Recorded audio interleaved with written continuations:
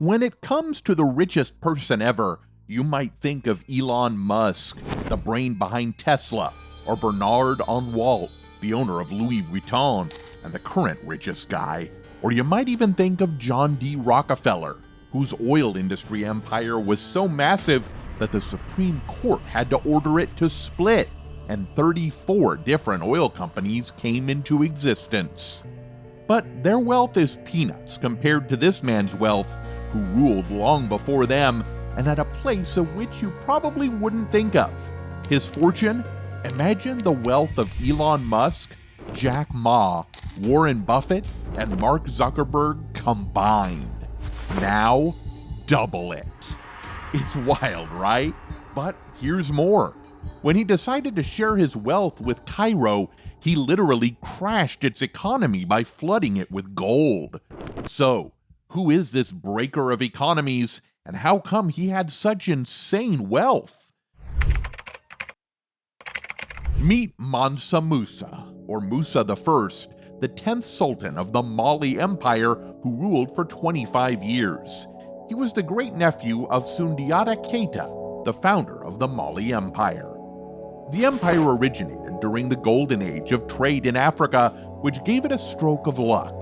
In just a couple of generations, the empire became the largest ever seen in Western Africa, spanning about 500,000 square miles, and was home to about 5% of the world's population at that time. Thanks to two things, gold and salt, which were in rich local supply. Half of the world's gold supply back then came from Mali's 3 gold mines only, and salt, the invaluable preservative before refrigerators, was worth its weight in gold. But Musa's story of becoming the Mansa was an odd one. Oh, and by the way, the word Mansa isn't a first name. It means emperor or sultan. But how did Musa become the Mansa? Musa's predecessor, the 9th Mansa of Mali, launched 2 expeditions to explore the Atlantic Ocean and led the second one of 2,000 ships himself, and left Musa to rule the empire until his return. But the Sultan or his fleet never returned, and Musa became the Mansa. Suspicious, right? With this in the early 1300s, Musa became ruler of the Mali Empire and became Mansa Musa. Now he set out to expand the borders and wealth of the already flourishing empire. But exactly how rich was Mansa Musa? Let's figure it out.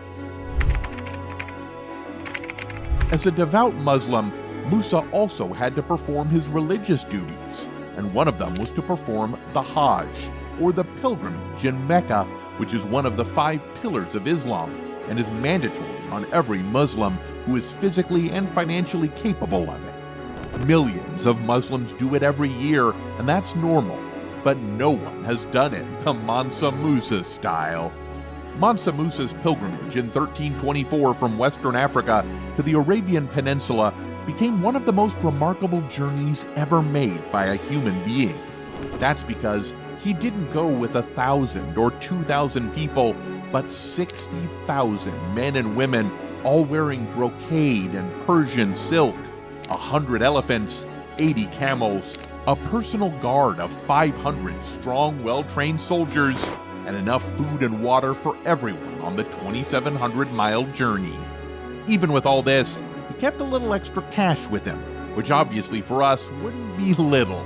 This little extra cash was 21,000 kilograms of solid gold.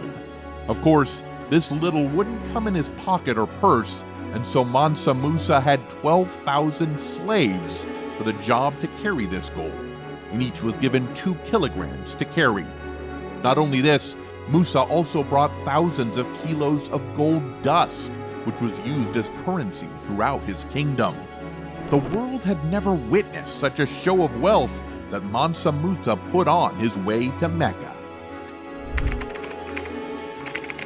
Another pillar is zakat, or charity. Mansa Musa had not brought all this wealth for himself, but for the poor and needy. Yeah, that's right, 21,000 kilograms, all given away without a single ounce of it being kept. On his way to Mecca, Musa showered the people of North Africa, Cairo, Medina, and Mecca with gold. Musa became the Mr. Beast of his time, but at a cost. All these areas, especially Cairo, were major gold trading cities and went into collapse due to the huge influx of gold, resulting in the devaluation of such a shiny and expensive commodity, and threw these economies into a decade-long recession. To fix this, Mansa Musa borrowed back all the gold that he had given out, but on high interest while returning from the pilgrimage, to try and repair the local economies and keep Mali's good name alive. And he didn't just spread wealth, but also his religion and beliefs far and wide. He didn't just want to spread the word alone, so he did something that would have a lasting impact. He started a tradition.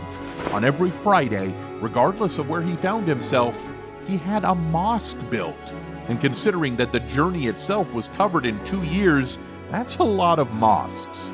Mosques weren't just praying areas, but also the education centers of both religious and scientific studies at that time, where many see his philanthropist acts as a blessing for the poor and spiritual acts as a peaceful way to grow awareness about Islam.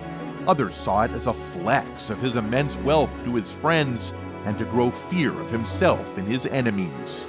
Either way, he put the Mali Empire on the map. It was not long before the Mali Empire started to show on the maps, including the Catalian Atlas, one of the most important maps of the 14th century. But the pilgrimage became more than just an act of worship.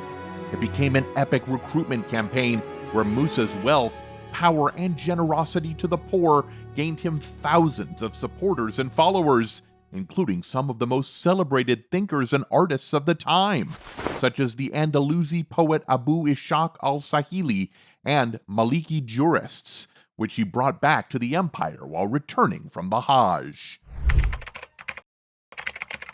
After coming back, Mansa Musa started to sprinkle his riches on his empire and started to construct mosques and madrasas in many cities, including somewhere that you might have heard of before, Timbuktu.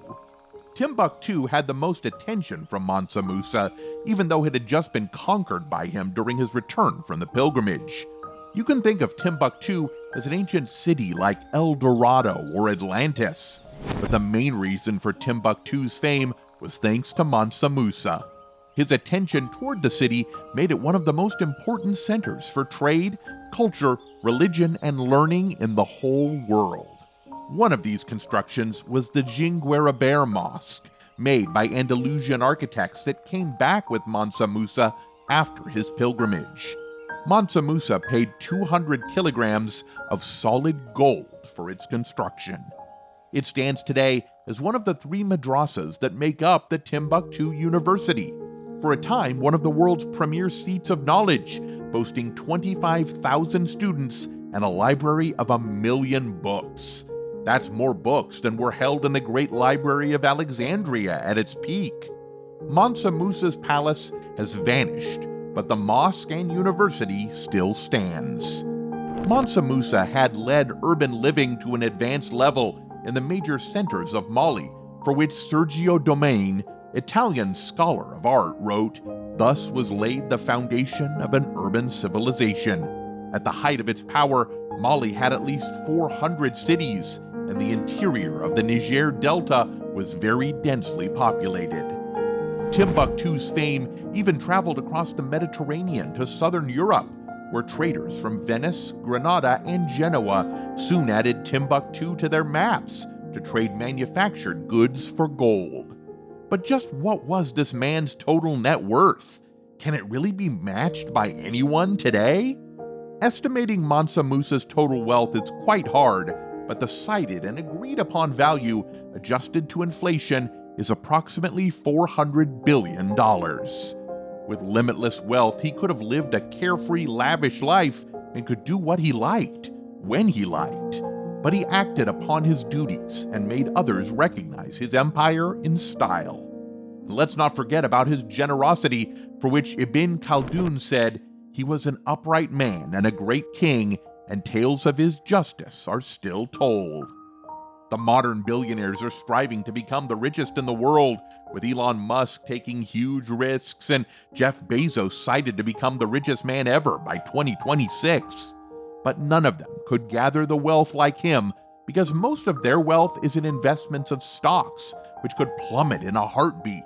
All it needs is just a little push from an angry senator or a calamity.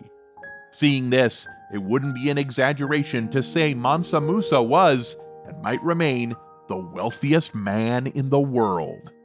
Thank you for watching. See you next time.